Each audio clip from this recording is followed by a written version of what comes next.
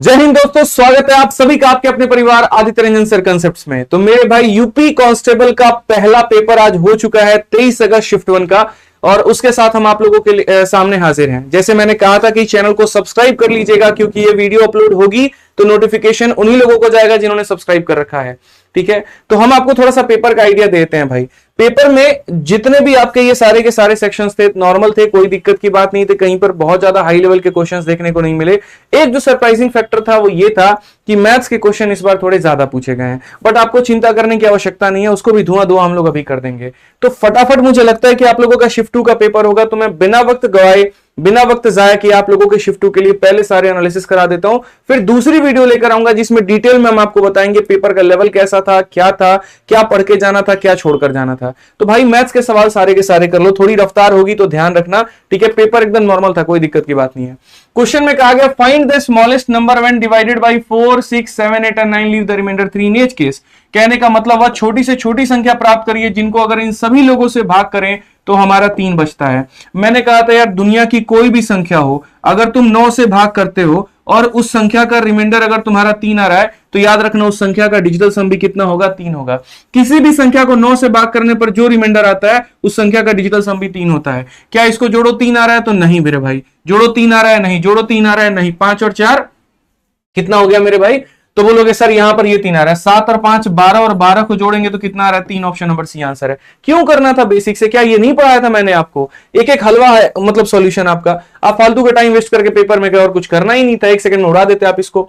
बोला गया यहां पर 30 टेबलों का लागत मूल्य 40 के विक्रय मूल्य के बराबर है। कोई दिक्कत नहीं है, 30 का लागत हमारे 40 के विक्रय के बराबर है, उड़ा दो इसको। ठीक है, सीपी अपॉन में एसपी तुम्हारा कितना हो जाएगा? 4/3 यहां पे। अब एक बात बताओ, लॉस हुआ कि नहीं हुआ? कितने का लॉस हुआ? 1 का लॉस हुआ। कितने के ऊपर में? 4 के ऊपर में। 1/4% में कितना होता है? 25%। बात खत्म भाई यहां पे। आइए चलिए अगला सवाल देखिए यहां पर क्या कहा गया। एक फल विक्रेता कुछ संतरे 10 में 4 के दर से खरीदता है और उतने ही अधिक संतरे 10 में 5 की दर से खरीदता है। वह पूरे लॉट को 20 में 9 की दर से बेचता है, उसका लाभ या हानि। हर एक सवाल पढ़ाया है, चाहे वो वीओडी बैच हो या वो 21 दिन 21 मैराथन हो, एक भी क्वेश्चन उससे बाहर नहीं आया। जो पढ़ाया मेरे भाई वही आया। जो बच्चा पढ़ कर गया उसका बहुत फायदा है। ठीक है, प्रैक्टिस सेट में जो क्वेश्चंस करवाए थे सारे सेम टू सेम आए हैं। किसी ने अगर प्रैक्टिस सेट लिया होता उसका भी भला होता है, किसी ने किस मैराथन पढ़ा होता उसका भी भला होता। बैच से पढ़ कर गया वो तो टॉप ही मार करके आता। वो वाली बात, एक भी क्वेश्चन बाहर नहीं है। तो पहले 10 में 4 की दर से खरीदे, उतने ही अधिक संतरे 10 में 5 की दर से खरीदे। तो पहले हम यहां पर क्या लिखते हैं? देखो याद रखना, बाप बड़ा ना भैया सबसे बड़ा रुपया बोलते थे ना, तो यहां पर ये पैसा हो गया और आर्टिकल हो गया। पहले खरीदने का दर क्या था? 10 रुपए में 4। फिर दूसरे में खरीदने का दर 10 रुपए में मेरे भाई यहां पर 5। दोनों से सेम क्वांटिटी खरीदा है तो क्वांटिटी को बराबर करो। तो बराबर करोगे तो 4 को 5 से गुना, यहां पर भी मेरे भाई 5 से, 5 को 4 से, तो यहां भी 4 से। आप देखो 20 वस्तु यहां से, 20 वस्तु यहां से 40 खरीद ली, 50 का यहां से, 40 का यहां से, 90 का खरीद लिया। ये खरीदने का आपका रेट है। बेचने का रेट आपका कितना है? तो 20 रुपए में 9 वस्तु। 20 रुपए में आपने कितने बेच दिए हैं? 9 वस्तु बेच दिए हैं। तो बोला लाभ या हानि, ये आपका बेचने का है। भैया लाभ हो या हानि हो तब निकालोगे जब इसको बराबर करोगे, क्योंकि बिना वस्तु को बराबर किए लाभ और हानि नहीं निकलता है। तो आप यहां पर क्या करो, ऐसे मान के चलो सर 9 को 40 से गुना करेंगे और यहां पर किससे करेंगे? 40 को हम 9 से गुना करेंगे। ठीक है, तो ये हमारा कितना हो गया? 810 रुपए का खरीदा था और हमने बेचा कितने का? 800 रुपए का। नुकसान हो गया। कितने का नुकसान हो गया? 10 रुपए का। कितने पे? 810 पे। तो 10/810 इंटू कितना कर देंगे भैया? 100 कर देंगे। 100/81। 100/81 कौन सा ऑप्शन है? तो यहां पर हानि हुआ है, यानी यहां पर क्या बोलेंगे? ऑप्शन नंबर सी बोलेंगे भाई। देख लीजिए आपका लॉस ही तो हुआ है, तो लॉस हुआ तो ऑप्शन नंबर सी जो है करेक्ट आंसर आएगा।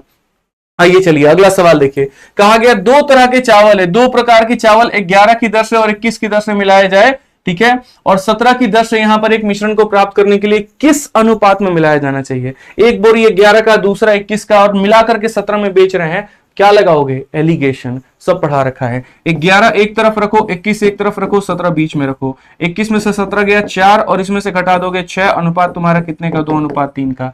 किस अनुपात में मिलाना होगा? 2 और 3 के अनुपात में। Option number B for Baahubali correct answer है। आइए चलिए अगला सवाल हम आपको दिखाते हैं। अगला क्वेश्चन आपका सिंपल इंटरेस्ट साधारण ब्याज का पूछा गया कि 12.5 की दर से धनराशि कितने समय में दोगुनी हो जाएगी? पहली बात, 12.5 का मतलब कितना होता है? 1/8 होता है। ये तुम्हारा मेरे भाई ब्याज होता है, तो यहां पर ये कितना होता है? प्रिंसिपल होता है। बोला गया कितने समय में कितने समय में दोस्त यहां पर ये पैसा तुम्हारा डबल हो जाएगा, इस दर से एक धनराशि कितने समय में दोगुनी हो जाएगी। कोई पैसा अपने आप को ये नहीं बोला गया कि देखो ये ब्याज तुम्हारा मतलब इसके बराबर है, ये ब्याज जो है तुम्हारा प्रिंसिपल के बराबर है, बिल्कुल भी नहीं। कोई पैसा अपने आप में डबल कितने सालों में हो जा रहा है, सीधा सीधा बोलेंगे सर 8 सालों में। समझ में आ गया बात? बोलोगे ऐसा क्यों, देखो मैं आपको समझाता हूं। आप ऐसे मान करके चलो कि कोई पैसा अपने आप का दोगुना होने का बात हो रहा है, यानी वो पैसा मेरे भाई अगर अपने आप में 100% है, ये प्रिंसिपल है, तो उसका अमाउंट हमारा कितना बन जाएगा, तो 200% बन जाएगा। बोलो, यानी यहां पर बीच में जो ब्याज मिलेगा वो कितने का मिलेगा, तो ब्याज तुम्हारा मिलेगा मेरे भाई 100% का। पैसा डबल होने का मतलब जितना तुम्हारा पैसा है उतना ही तुम्हारा ब्याज है 100%। एक साल में तुम्हें मिलता है 12.5%, तो 8 सालों में मिलेगा 100%। खेल खत्म मेरे भाई। ऐसे भी कह सकते हो 12.5 का जो तुम्हारा फ्रैक्शन है वो 1/8 होता है। पैसा डबल होने का मतलब क्या होता है, कल के दिन तुम्हारा यहां पर पैसा 8 था 16 बन गया, तो ब्याज कितने का कमाया, 8 रुपए। एक साल में 1 रुपए, तो 8 साल में 8 रुपए। खेल खत्म। ऐसे भी कर सकते हो। आ जाओ, चलो नेक्स्ट क्वेश्चन यहां देखो फटाफट क्या कहा गया। ठीक है, ये हमारा टाइम एंड वर्क का बड़ा फेमस क्वेश्चन, और ये हमने आपको बता रखा है केस ऑफ कॉन्ट्रैक्टर, जब झूठा बोले वो। ठीक है, बोलते ना झूठ बोले कौवा काटे, तो यहां पर कुछ काटे वाटेगा नहीं, बस कॉन्ट्रैक्टर ठेकेदार झूठ बोल रहा है। क्या कह रहा है, भारतीय रेलवे ने एक निश्चित काम को 150 दिनों में पूरा करने के लिए 200 श्रमिकों को नियुक्त किया था। यहां पर इतने दिन थे और इतने लोग थे। यदि 50 दिनों में केवल 1/4 काम किया गया, तो मैं तो हमेशा मेरे भाई यही बोलता हूं, एक तरफ कॉन्ट्रैक्टर के केस में जो हो गया वो लिखो और जो बाकी है वो लिखो। यानी हमेशा मैंने ये बात सिखाया, लाइफ भर ये बात सिखाया कि कॉन्ट्रैक्टर के केस में वर्क डन बराबर क्या लिखते हैं, वर्क लेफ्ट लिखते हैं। तो 200 मजदूरों ने 50 दिनों में, 200 मजदूरों ने मेरे भाई 50 दिनों में, और कार्य कितना किया, तो 1/4 काम किया है। अब उसके बाद कहा गया है, तो पूरे काम को समय पर पूरा करने के लिए नियुक्त किए जाने वाले अतिरिक्त श्रमिकों की संख्या ज्ञात करिए। तो यहां पर 200 मजदूर तो थे, हम एक्स और लेकर के आ गए। ठीक है, टोटल 150 दिनों में करना था, 50 दिन हम कर चुके हैं, तो बचा हमारे पास में कितना है, तो मेरे भाई 100 दिन और बचा है। 1/4 काम कर लिया तो 3/4 बचा है। तो वही बात है, ये वर्क डन है। 200 लोगों ने 50 दिनों में इतना काम किया है, और 200 + x दिन 100 लोगों में इतना काम करेंगे। ये सिर्फ दिखावे के लिए होता है, इसकी कोई आवश्यकता नहीं होती। 100 का अगर हम यहाँ पर डबल करते हैं, ये 100 हो जाएगा। 100 हो जाएगा तो मेरे भाई यहाँ पर कितना आ जाएगा, आप ये बताओ। 100 का यहाँ पर क्या करोगे, 2 गुना। ठीक है, तो नियुक्त करने वाले अतिरिक्त एक बार देख लेते हैं। Indian railway employed 200 worker to complete a work in 150 days if only 1/4 of the work had been done in 50 days। ठीक है, तो 200 लोगों ने 50 दिनों में इतना काम किया। Then to complete the work in time what is the additional worker to be employed. तो हमारे पास में 200 श्रमिक है, 200 + x लेकर के आएंगे, 100 दिन काम करेंगे, 3/4। बिल्कुल सही है, कोई दिक्कत की बात नहीं है। ये हमारा मेरे भाई 100 हो गया, ये आकर के मल्टीप्लाई होगा तो हमारा 300 बन जाएगा, और 300 बराबर 200 जमा x हो जाएगा। 300 में से 200 चला गया तो 100 का मान आ जाएगा मेरे भाई। x का मान कितना होगा, 100। यानी कितने लोग और चाहिए, तो 100 लोग और चाहिए। करेक्ट आंसर हमारा। आइए चलिए नेक्स्ट क्वेश्चन की बात करते हैं। अगला सवाल फिर से एक और टाइम एंड वर्क का, दो सवाल दे दिया गया। देखिए, कहा गया 12 पुरुष 18 महिलाएं 10 दिनों में काम करती हैं। तो बोला गया सर 12 पुरुष 18 महिलाएं 10 दिनों में। इतना मजा आ रहा है ना भाई, मतलब एक भी क्वेश्चन बाहर नहीं है, सिंपल। कई ऐसे सवाल है, डेटा उठा करके दे दिया इन लोगों ने तो। ठीक है, 9 पुरुष 18 महिलाएं उस काम को 12 दिनों में करते हैं। तो 9 पुरुष हो गया, 18 महिलाएं हो गई, उस काम को कितने दिनों में कर रहे हैं, 12 दिनों में कर सकते हैं। तो पहले जो काम हो रहा होता है उसे बैलेंस करो यहां पर। जैसे 12 पुरुष 18 महिलाएं 10 दिन, 9 पुरुष 18 महिलाएं 12 दिन, ये हो गया। पहले इसको बैलेंस करो, क्योंकि यही तुम्हारा टोटल वर्क है। यहां से एम और डब्ल्यू का रेशियो निकालो। ठीक है, तो अगर यहां से आप एम और डब्ल्यू का रेशियो निकालेंगे तो आप यहां पर क्या बोलेंगे, तो बोलेंगे सर देखिए काटने के लिए तो बहुत सारी चीजें हैं, क्या क्या काट सकते हैं सर। तो देखो यहां पर 3 काट सकते हो, और मेरे भाई यहां पर तुम कहीं ना कहीं 6 काट सकते हो। जैसे 6 से आप काटो 2 बार में, 6 से आप काटो 3 बार में, कट गया आपका ये। अब बोलोगे 6 यहां से कहां से काटे, तो भैया 6 से यहां पर काटो ना 2 बार में, क्या दिक्कत है। यहां का ये कॉमन, वहां का वो कॉमन, 2 से आप काट लीजिए भाई 5 बार में।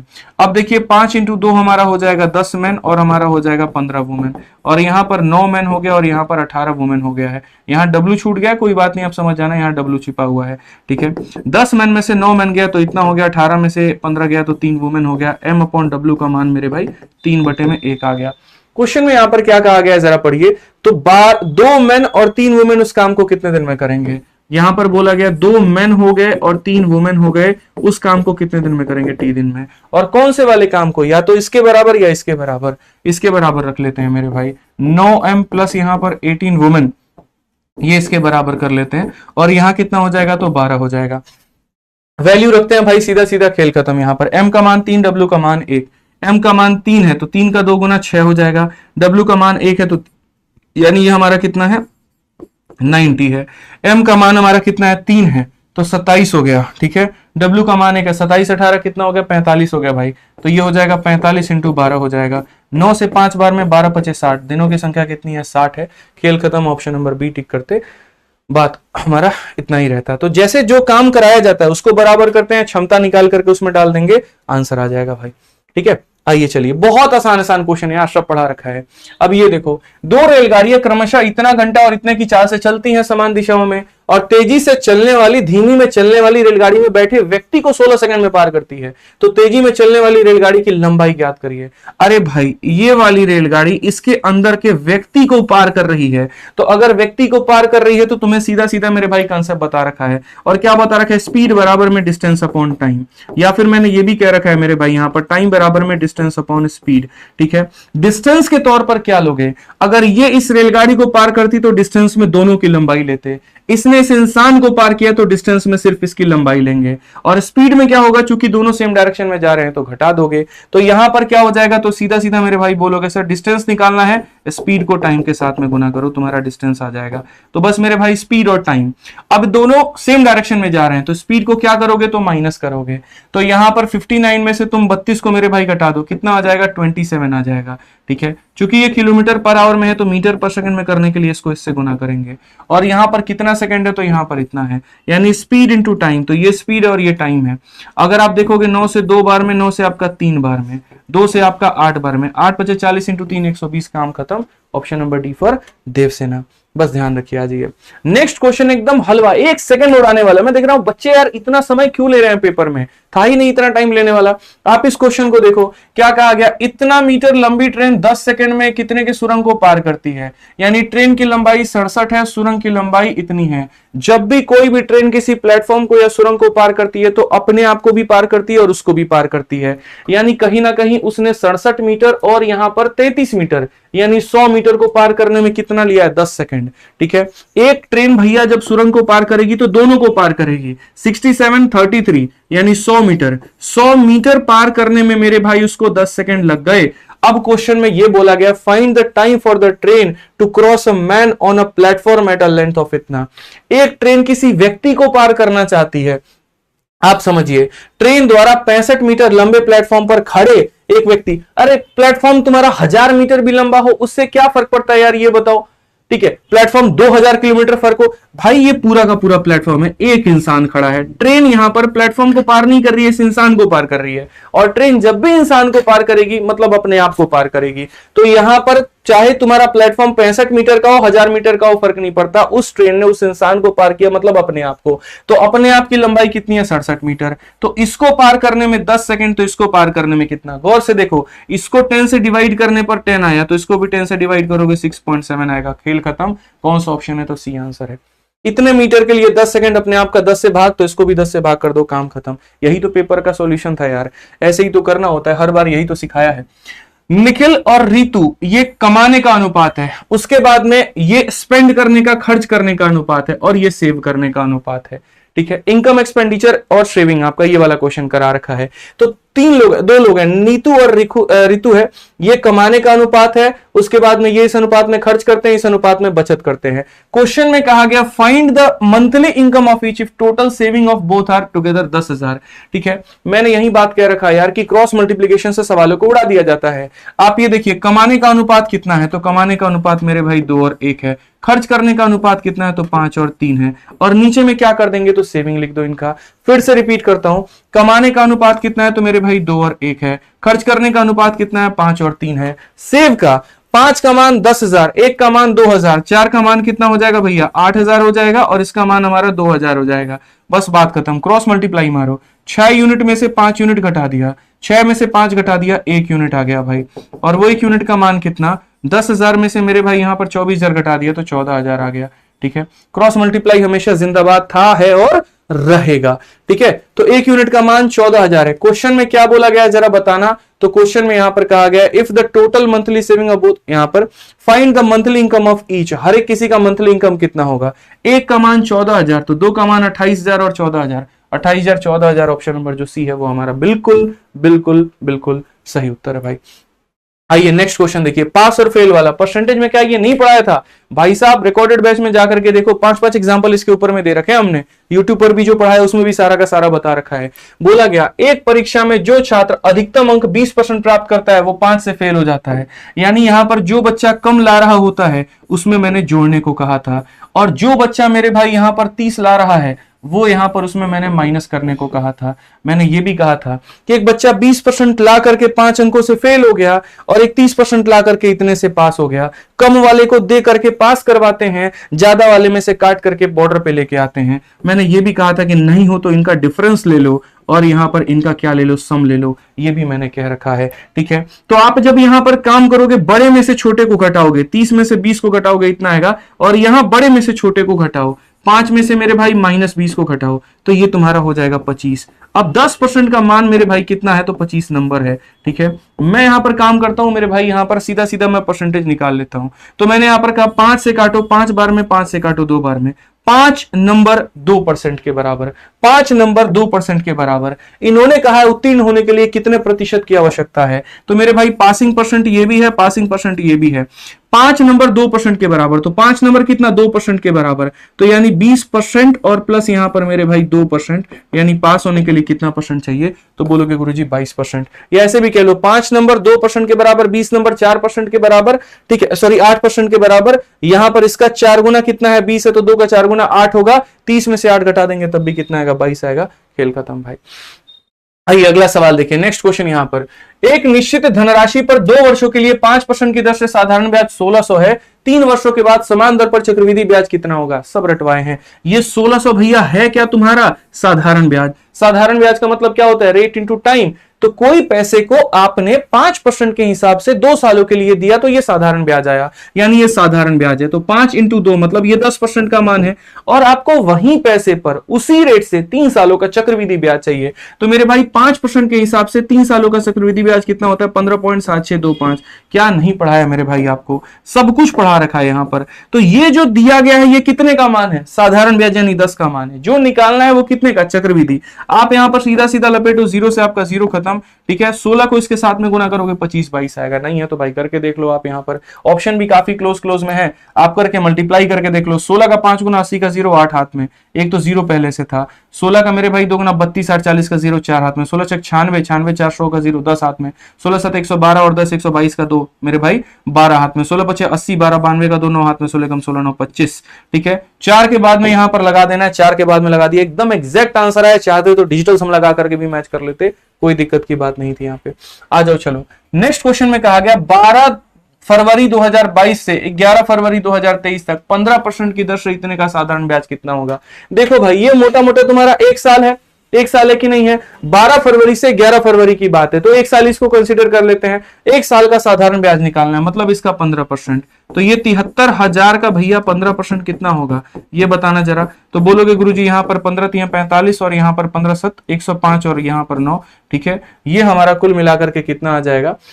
तो आपका 10 यहां पर कितना हो गया? 109। ऑप्शन नंबर कौन सा है? 10 950, ये हमारा डी आएगा। अगर मानो कोई ये बोलेगा नहीं नहीं एक दिन तो कम पड़ रहा है, ठीक है, तो कोई बात नहीं। अगर मैं तुम्हारी ये भी बात मान करके चलता हूं कि एक दिन कम पड़ रहा है तो यानी हमारा ब्याज इससे कम आना चाहिए, इससे कम तो ऑप्शन में ही नहीं है, तो कहां से आएगा भाई? यानी यही आंसर है, बात खत्म। किसी को ये लग रहा है नहीं सर 12 तारीख से 12 तारीख को ही 1 साल बोलते हैं, आपने तो एक दिन कम ले लिया। अरे ठीक है, मैं तुम्हारी ये भी बात मान गया। मेरा अगर 1 साल लेता हूं ना तो 10,950 आता है, उससे कम दिनों के लिए तो ब्याज इससे भी कम होना चाहिए था, जो कि ऑप्शन में नहीं है। हालांकि इसको स्टैंडर्ड पैमाना मानते हैं और यही हमारा 1 साल है, ये हमारा आंसर होगा, फिक्स है, कोई दिक्कत नहीं है। आइए नेक्स्ट क्वेश्चन देखिए, बोला गया कि इतने रुपए के अंकित पर इतने % के जो डिस्काउंट देते हैं, तो यहां डिस्काउंट कितना है? जैसे मान लीजिए यहां पर आपके पास में वस्तु है, वस्तु कितने की है? तो 475 रुपए की है, उस पर डिस्काउंट कितना दिया है? 15%। तो बस बोला है 475 का 15% बताओ। यार ये हल्के क्वेश्चन मत किया करो भाई। 475 का 15% तुम्हारा यहां पर इतना 25 से काट लो भैया 4 बार में, और 25 से काट लो तुम्हारा, ठीक है, या फिर सीधा सीधा निकाल ही दो ना भाई, सीधा सीधा 15% निकाल दो, बात खत्म। यहाँ पे मल्टीप्लाई करके निकाल दो। 15 5 75 का 5 7 हाथ में, 15 7 105 और 7 मेरे भाई 12 का 2। ठीक है, तुम्हारा कितना हो गया? 11 15 चौके 60 और 11 71। यहाँ पर 71 25 option number A for a सही आंसर है हमारा। ठीक है, तो ये वस्तु थी, उस पर 15% का डिस्काउंट निकाल करके बताना था कि उसका कीमत कितना है। आइए चलिए नेक्स्ट क्वेश्चन, लाभ और हानि का बड़ा प्यारा क्वेश्चन है। मैंने कहा ना मैथ्स के क्वेश्चन ज्यादा पूछे गए हैं बाकी पेपरों की तुलना में। इसमें देखिए क्या कहा गया, बोला गया एक दुकानदार एक वस्तु के अंकित मूल्य पर 10% का छूट देता है, लेकिन छूट वाले वस्तु पर 8% का सेल लगा देता है, टैक्स लगा देता है। यदि ग्राहक बिक्री कर सहित मूल्य के रूप में इतना भुगतान करता है तो क्या होगा। मतलब ऐसे मान के चलो कोई वस्तु तुम्हारी अपने आप में 100 रुपए की है या x रुपए की है, तो जो वो x है ना वो अपने आप में कितना है, तो 100% की वैल्यू है। ठीक है, मैं दुकानदार हूं, आप मेरे पास में आए, मैंने कहा सर हम आपको 10% का डिस्काउंट दे देंगे। ठीक है, 10% का डिस्काउंट दे देंगे, लेकिन सर गवर्नमेंट का जीएसटी 8% लगेगा। यानी पहले मैंने अपने पास की वस्तु में 10% की कमी कर दी तो 100 को 90 बना दिया, लेकिन फिर बाद में कहा जो भी कीमत आएगी अगर वो 100 है तो उसमें 8 का जीएसटी यानी 108 का भुगतान करना होगा। और इस तरीके से आपने मुझे 34,020 रुपए का भुगतान किया है, एक्स का मान निकालना है। भैया सीधा सीधा कैलकुलेट मारो, तुम्हारा कितना आंसर आएगा जरा देखना एक बार। बोलोगे सर ये खत्म, 9 से आप काट लीजिए तो 9 का 3 बार में 27 हो गया। ठीक है, और 27 हो गया आपका तो मेरे भाई 70। ठीक है, और 70 हो गया तो 9 से 63। ठीक है, 63 हो गया तो 9 72, ये हो गया 378। आप 108 से अगर इसे काटते हो तो क्या 108 से पूरी तरीके से जाएगा, पूरी तरीके से नहीं जाएगा भाई। 27 से अगर हम काटे यहां पर तो 27 का ये कितना गुना है, 4 गुना। 27 का 1 गुना 27 हो गया, और 108 मेरे भाई 4 बार में ये हमारा जाएगा। 4 से काट लो भैया 25 बार में। ठीक है, तो x की वैल्यू तुम्हारी कितनी आ जाएगी, तो बोलोगे 25 का 4 गुना 100, 10 हाथ में 25 25 10 35, और ये हमारा मेरे भाई आंसर है 35,000। ऑप्शन है डी फॉर देवसेना। डिजिटल सम भी लगा सकते हो, कोई दिक्कत की बात नहीं है, कोई परेशानी नहीं है। आ जाइए, ये वाला क्वेश्चन इतना इंटरेस्टिंग है और लेकिन वक्त लोग बहुत ज्यादा ले रहे। एक बच्चा आया अभी सर पेपर दिए हुए बहुत परेशान है, ये क्वेश्चन देखिए कहां कहां से पूछ लिया गया। अरे कुछ नहीं पूछा गया भाई, बोला गया कि इनका औसत का मान m है, यानी तुम्हारा x प्लस 1/x का जो औसत है वो हमारा कितना है, तो m है। ठीक है, और बोला गया इसका औसत निकालो। काहे परेशान होते हो मुन्ना, तुमको क्या नहीं पढ़ाए हैं ये बताना जरा। यहां पर इसका औसत पूछा गया, क्या नहीं पढ़ाए हैं बताना। सब कुछ पढ़ा रखे हैं, परेशान होता है फालतू का यार। एक बात बताओ, m की वैल्यू 1 ले लो, कुछ मत करो, लेट m बराबर 1। मैंने अपने मन में मान लिया कि m की वैल्यू कितनी है, 1 है, तो अगर ये 1 है तो ये 2 जाकर के मल्टीप्लाई करेगा, और 2 जाकर के मल्टीप्लाई करेगा तो यहां पर ये कितना हो जाएगा, 2 हो जाएगा। क्या ये केस नहीं पढ़ाया कि x प्लस 1/x की वैल्यू जो 2 होती है तो x का मान कितना होता है, 1, और x का मान 1 होता है। तो बस यहां पर आप अपना आंसर निकालना जरा। बोलोगे सर 1 प्लस 1 2, 2 को 2 से डिवाइड करेंगे कितना आएगा, 1 आएगा। चेक कर लो कौन सा ऑप्शन तुम्हारा 1 दे रहा है, यही है। 2 इंटू 1 माइनस 1 1 दे रहा है, यही आंसर है। बाकी को चेक ही मत करो, क्योंकि m की वैल्यू 1 रखने पर ये 3 आ जाएगा, m की वैल्यू 1 रखने पर -2 आ जाएगा, वो मेरे भाई -1 आ जाएगा, काम खत्म। यही आंसर, ऑप्शन नंबर आंसर है। वैल्यू सर, वैल्यू खेल करता है, इस बात को ध्यान रखिए। ठीक है, पढ़ने में पढ़ाने में फर्क होता है। हमने पेपर दिया, हमें पता हमारे मैथ्स में 227 नंबर थे 200 में, तो जो है ना पेपर के टाइम पर जो रफ्तार होती है ये काम करना चाहिए। अभी आपके पेपर के तुरंत बाद हम इसे सॉल्व करवा रहे हैं, मेरे पास तो यहाँ पर टाइप करवाने का भी समय नहीं मिला। ठीक है, तो ये ध्यान रखा करो, वही वाले अप्रोच आपको सिलेक्शन दिलाते हैं। ठीक है, बोला गया यदि 9 क्रमागत संघ संख्याओं का औसत हमारा 132 है तो पहली अंतिम में कितना होगा। अरे क्या है तुम्हारा औसत, फर्क किससे पड़ता है। संख्या देखो 9 है, उसमें से 1 कम करो, 8 का डबल 16, आंसर खेल खत्म। ठीक है, जब भी भाई जैसे एग्जांपल 3 संख्या तुम्हारी हो गई, 2 4 और 6, बोला गया इसका पहली आखिरी का डिफरेंस कितना आया, 4 आया। मतलब पता है ये 4 कैसे आया, जितनी भी संख्याएं होती हैं उनमें से कम करके डबल कर देना होता है। कल के दिन 50 संख्या बोले, उसमें से 1 कम करो, 49 का डबल 98, इतने का डिफरेंस आएगा। औसत क्या है क्या नहीं है कौन जानता है, फर्क ही नहीं पड़ता किसी को, मतलब क्या है। ठीक है, आइए यहाँ पर ये क्वेश्चन देखिए, प्रतिशत का सवाल क्या पूछा है, परसेंटेज भी दबा के और प्रॉफिट लॉस भी दबा के। पढ़िए क्वेश्चन में क्या कहा गया। चावल के प्रति किलोग्राम मूल्य में 25% की वृद्धि के कारण एक व्यक्ति 1200 में 6 किलोग्राम अधिक चावल खरीद पाता है। प्रति किलोग्राम का प्रारंभिक मूल्य क्या था। सर मैं आपको है ना इस क्वेश्चन को कितने प्यार से समझाता हूं आप सोचिए। मैं बार बार बोलता हूं कि इसमें 4 सवाल बनते हैं। अगर आप मेरे बैच से पढ़ोगे आपको बढ़िया से पता होगा, वीओडी बैच भी हो या चैंपियंस बैच भी हो, तरीके से पढ़ाता हूं इसको पूरा 15 मिनट लेकर के कि 4 चीजें पूछी जाती हैं। और क्या पूछा जाता है, तो पहला पैसे में देखो क्या हुआ है, 25% का वृद्धि हुआ है, मतलब 1/4, यानी पहले अगर कीमत आपकी 4 थी तो उसमें 1 बढ़ गई तो कितना हो गया, 5। पैसे का उल्टा क्वांटिटी होता है तो यहां पर इसका उल्टा 5 और 4 हो जाएगा भाई।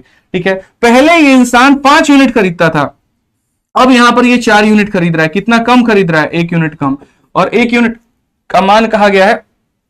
ठीक है, 25% का हाइक एज अ रिजल्ट। देखो चावल में प्रति किलोग्राम मूल्य में इतने के वृद्धि के कारण एक व्यक्ति इतने रुपए 6 किलोग्राम कम खरीद पाता है।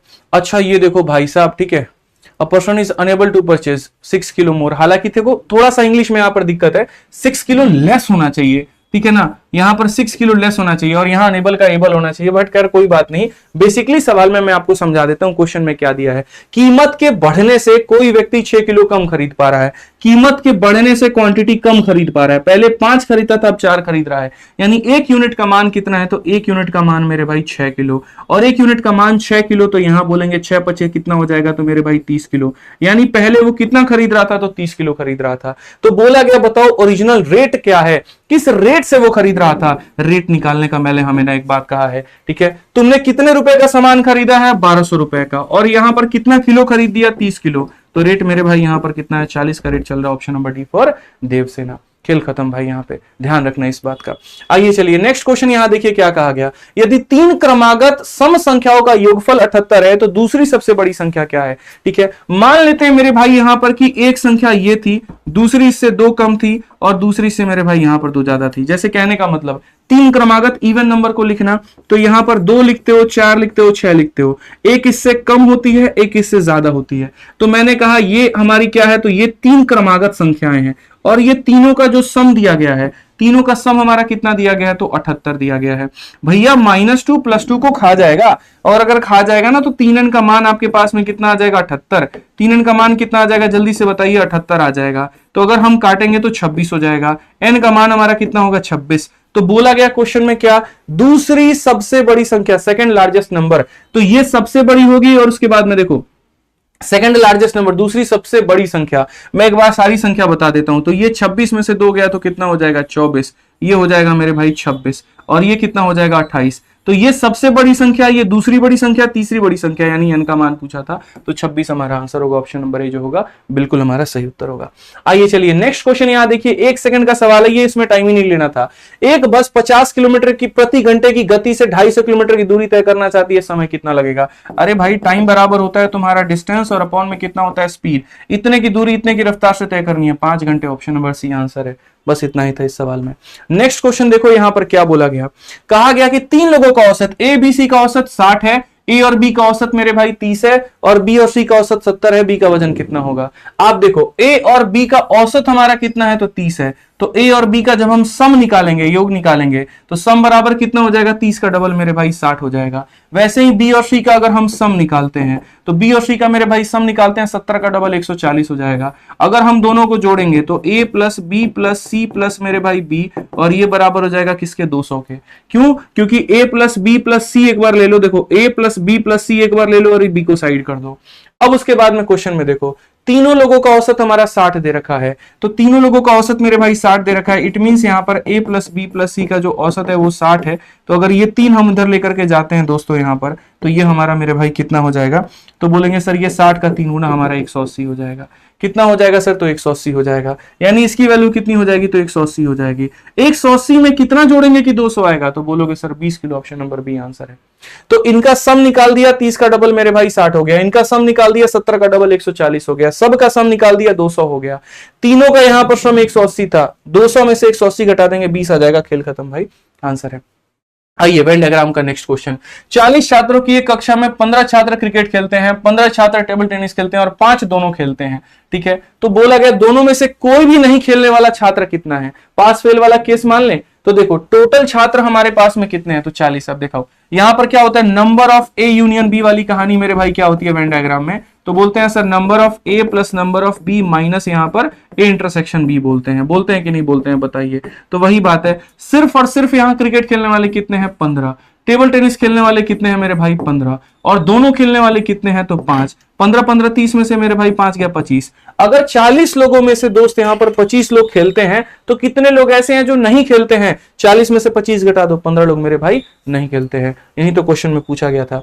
आइए चलिए, ये हमारा एक बड़ा प्यारा सा क्वेश्चन है। आप इस सवाल को देखो, आपको फंसना नहीं है। बेसिकली आपके सामने एक डीआई दिया गया, थोड़ा ब्लर दिख रहा होगा बट समझ जाना। इसमें है ना, यहां पर बोला गया कि दिए गए पाई चार्ट वित्त पोषण के विभिन्न स्रोतों को दर्शाता है। जो लोक निर्माण विभाग यानी पीडब्ल्यू के चरण 2 परियोजना के लिए एकत्र करने की योजना बनाई जा रही है। इसमें बाजार ऋण ग्रहण मतलब बाजार से इतना ऋण उठाना है, विदेशी सहायता इतनी लेनी है, एसपीवीएस इतना लेना है, टोल हमारा इतना लेना है, वार्षिकी हमारी इतनी लेनी है।